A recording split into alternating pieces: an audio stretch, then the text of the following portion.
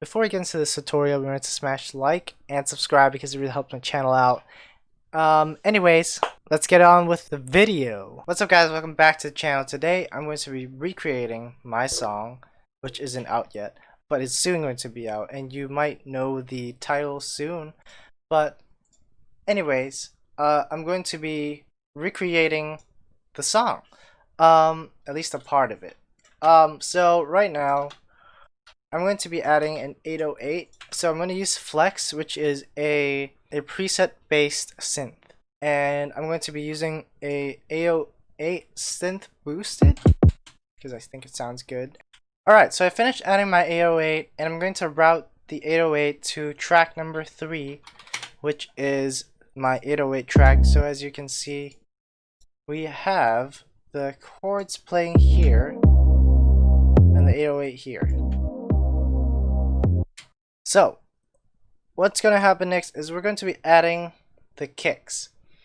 So I have this pack called Pandora Lite by Sicky Beats. Sicky Beats is a YouTuber who made this pack, and it's actually a free pack. So if you search up his YouTube channel and search up Pandora, he has this really professional and really good sounding pack called Sicky Beats Pandora. I actually really want to get the actual pack because it sounds really good, but I don't really have any money to buy the pack. So I'm going to be using this Kick Distorted 2 because it sounds pretty tight. So for your mix, you can choose any kick you want. As long as it feels like it sticks with the mix and it belongs in a song, then it's going to be good. Yeah, that's what I'm going to do for the kicks. Very simple actually. I'm going to be adding a snare, also from Sicky Beats. I'm going to add this trap snare because it sounds really nice.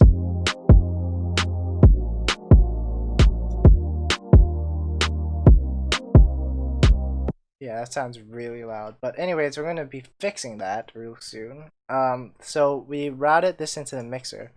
We have this very simple beat. And first, we're going to be changing the volume to make it more balanced.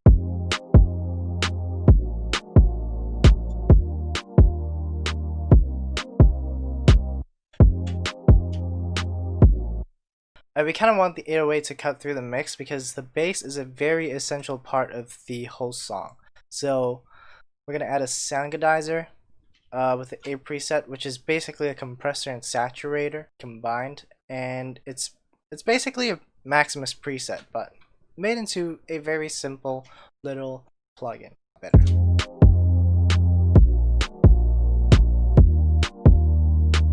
So if you guys hear the beat, it actually sounds a bit hollow. So what we're going to be doing is adding a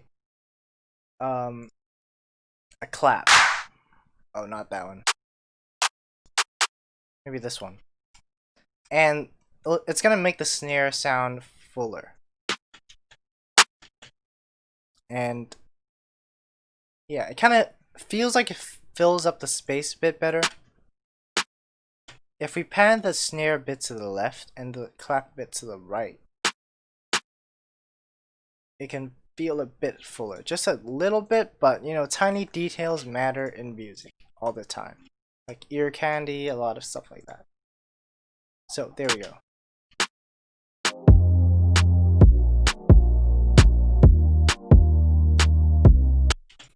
If you guys can hear with your headphones, of course, because that would be the recommended option, the kick does not cut through the mix as much.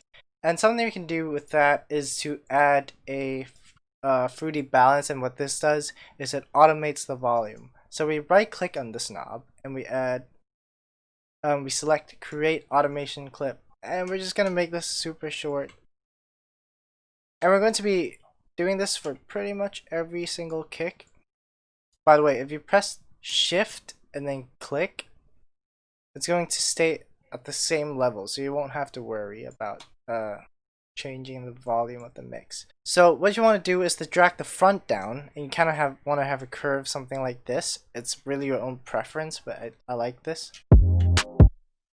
And if we just isolate these 3 tracks, you can see how it doesn't clash with the 808. or the 808 doesn't clash with the kick. Without this, and with this, you can kind of hear the kick a bit better. But it's very subtle, but it's very important as well. We're gonna add that for every kick. Be careful not to add one in the middle, or it's gonna sound like this. You can kind of hear that stutter, and people might be able to hear it too. That's not really good. And with everything, you can hear it a bit better.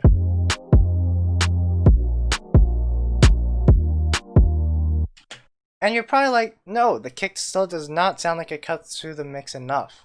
Something we can do is to add distortion, because that is what makes something seem louder, but probably isn't actually louder. So this is our kick right now. It's already a bit distorted, but if we add a wave shaper, which is a distortion tool, and you can draw your own distortion curve. I don't really know distortion much, but this is what I usually do with kicks. I add a little horizontal section like this and pull this a little upwards, add that little bit of soft clipping. Not too much, or it's gonna sound too ear rapey.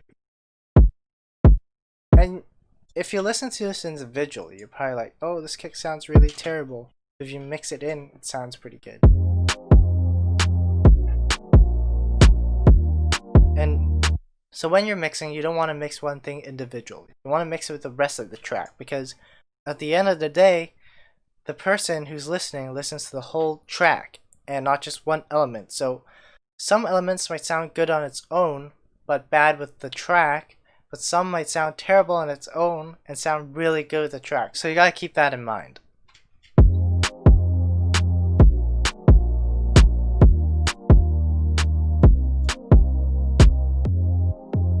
Alright, so we got this.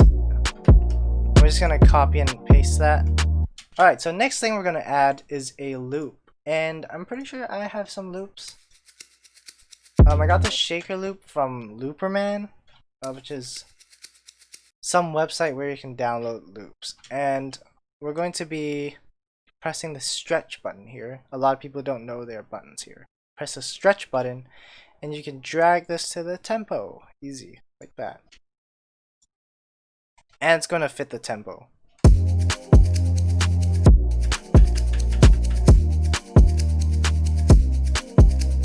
I really like this loop because it sounds really nice.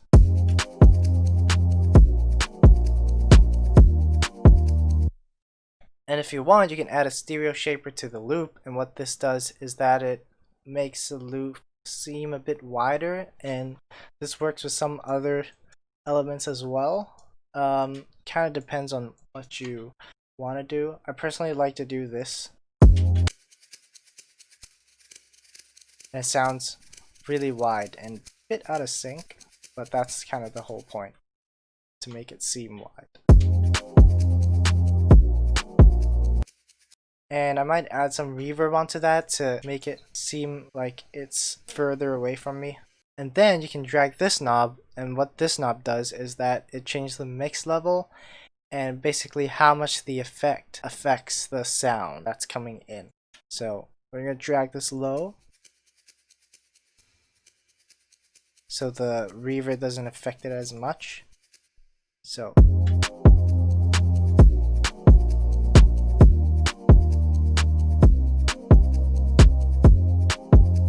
after that, I'm going to be adding a tambourine. And there's actually a tambourine from FL Studio's drum pack, 707 Tam.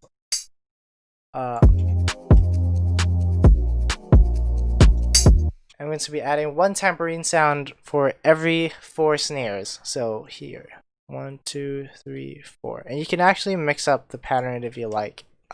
Depends on what you want. And I kind of think that sounds a bit harsh, so what I'm going to do is I'm going to put it in the mixer track. What I'm going to do is add a reverb and add the decay, which is how long the reverb lasts. I'm going to make this really soft.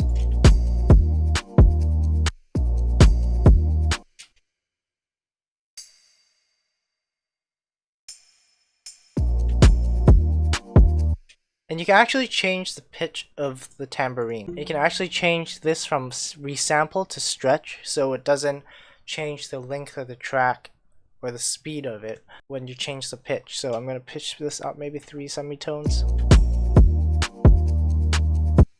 And another thing you can do is you can make pull this down and make unique, and make this one, which is the second one, which is this one. You can put on the same mixer track if you like, because I'm gonna use the same effects, and actually pitch it down or back to its original pitch.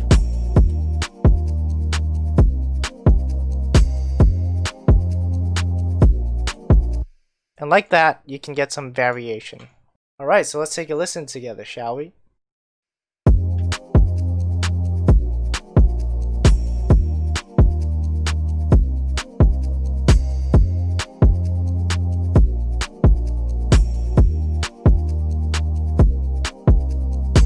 If you guys would like to know more about mixing and music production in general, go definitely check out this channel called In The Mix, because he explains it very well.